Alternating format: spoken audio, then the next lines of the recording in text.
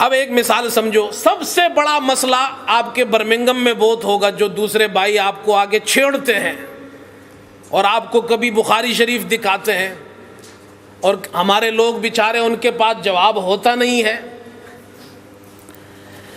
وہ آپ سے کیا کہتے ہیں؟ بخاری شریف میں حدیث ہے لا صلاۃ لمن لم یقرأ بفاتحۃ الکتاب، حضور پاک علیہ السلام نے فرمایا جس نے سورہ فاتحہ نہیں پڑھی اس کی نماز نہیں ہوتی۔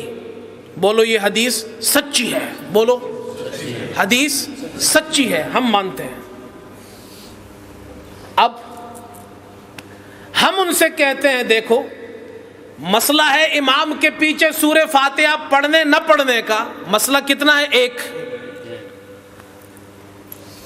دلیلیں کتنی ہیں؟ مختلف۔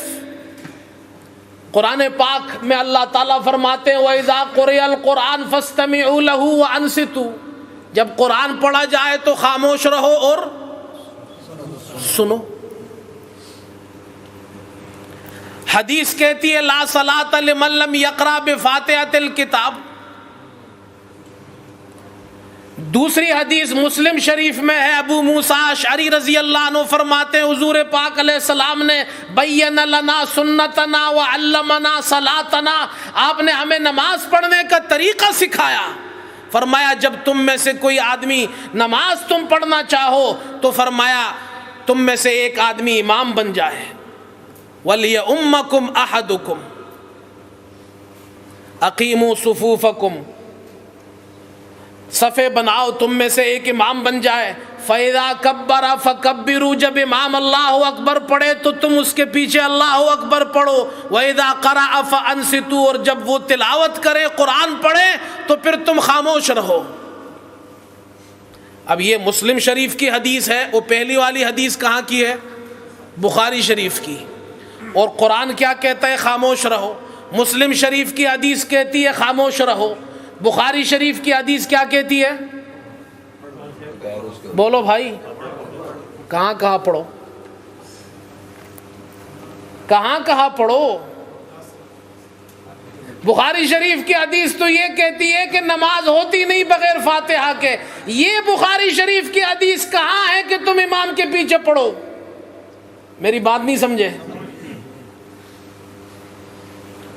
اب امام صاحب کا کمال دیکھیں، امام صاحب کہتے ہیں ہم نہ بخاری شریف والی حدیث کو چھوڑتے عبادہ ابن صامت والی، نہ ابو موسیٰ اشعری والی، نہ قرآن کو چھوڑتے ہیں ہم۔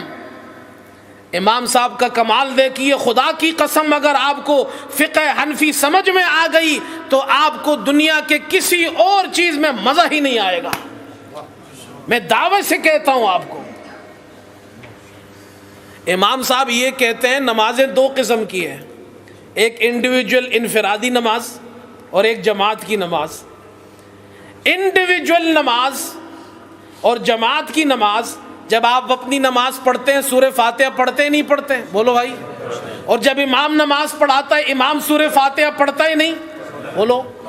یہ جو پہلی حدیث ہے اس کا مطلب یہ ہے کہ نماز لا صلاۃ، نماز بغیر سورہ فاتحہ کی نہیں ہوتی۔ اگر تو اپنی نماز پڑھتا ہے تیری نماز بھی بغیر سورہ فاتحہ کی نہیں ہوگی، اور جو امام نماز پڑھا رہا ہے، بولو بھائی، وہ بھی نماز ہے۔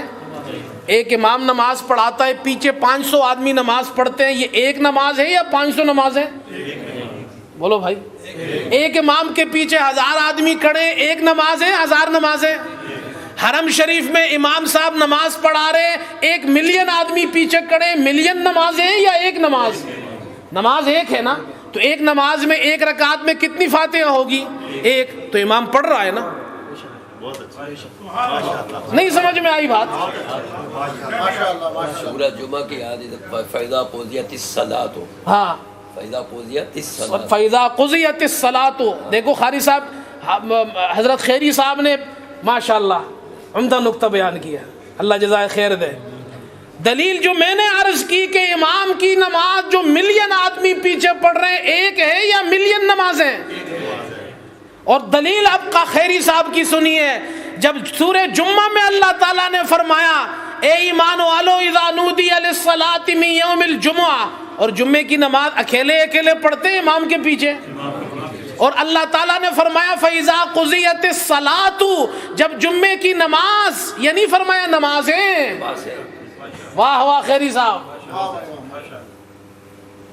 ہم آپ کو یہ سمجھانے آتے ہیں. اب سمجھ میں آئی؟ اس کو کہتے ہیں حدیثوں کو جوڑنا. امام صاحب حدیثوں کو جوڑ رہے ہیں یا چھوڑ رہے ہیں؟ ارے نادانو، حدیثوں کو تو تم چھوڑ رہے ہو. صرف حدیث نہیں، تم تو قرآن بھی چھوڑ رہے ہو.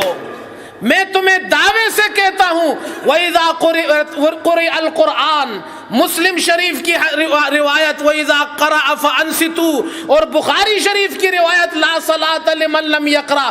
یہ تینوں آپ کے سامنے پیش کرتا ہوں. آپ مسئلہ بتائیں ہم نماز کیسے پڑھیں، اور قیامت تک آپ کو ٹائم دیتا ہوں، آپ مسئلہ نہیں بتا سکتے.